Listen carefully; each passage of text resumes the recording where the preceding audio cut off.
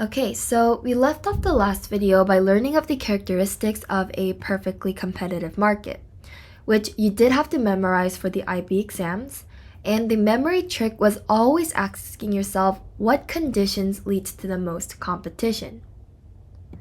And in today's video, we're going to take a look at how these characteristics translates to a particular diagram. And we are going to walk through this diagram step by step, because being able to draw and explain it is also an IB requirement.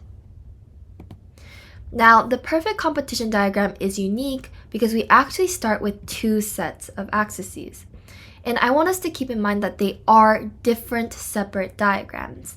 The one on the left is meant to be for the market, the typical microeconomics diagram you expect, with quantity as your x and price as your y-axis. On the right, we have the diagram for an individual firm, which will be the kind of diagram we have been looking at in this unit, with quantity in our x and cost and revenue on our y-axis. And if you don't quite remember what kind of diagram I'm talking about here, I mean these kinds of diagrams, where we had different cost and revenue curves, and you should be able to visualize profit on the diagram itself. This is the kind of diagram I'm talking about for the individual firm on the right side diagram.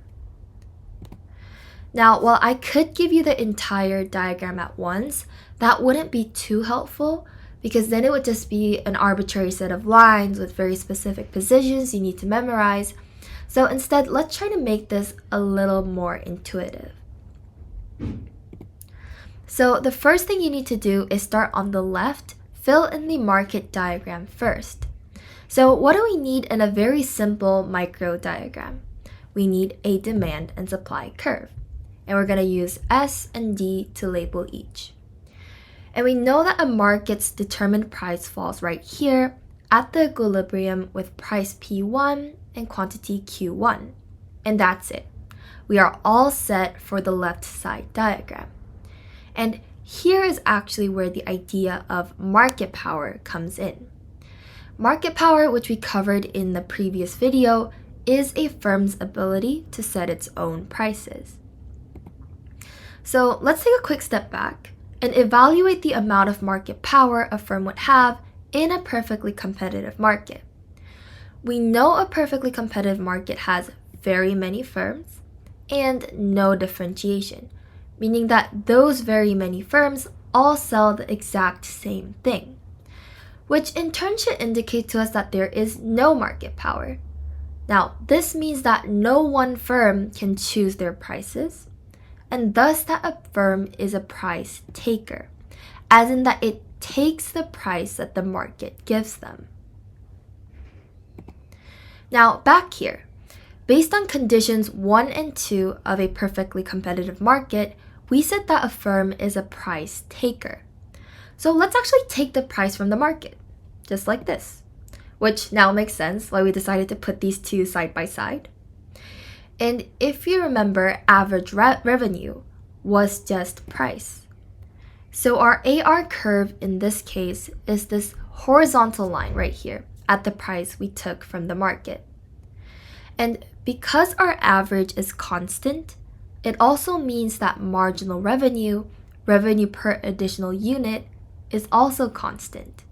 Because in order for the average revenue to stay the same every time you add a quantity, that quantity should also have been the same price each time. So in this specific case, not always, but in this case, the AR curve is identical to our MR curve. So now we have the first part of this right side diagram set up, the revenue part. And again, this process of having taken the price from the market to firm has to do with the first and second characteristics of a perfectly competitive market, that there are many firms with no differentiation.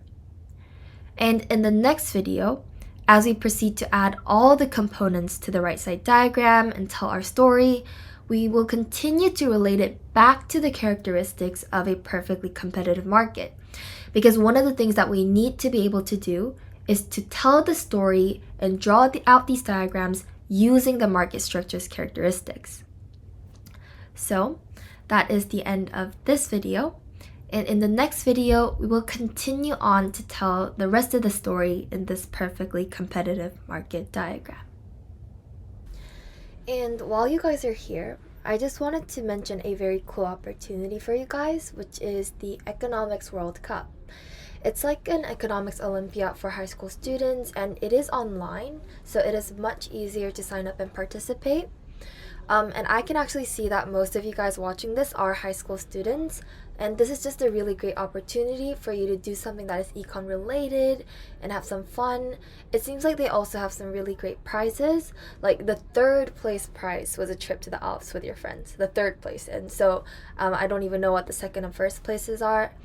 And one of the best parts of this is that you don't need any prior econ knowledge to participate.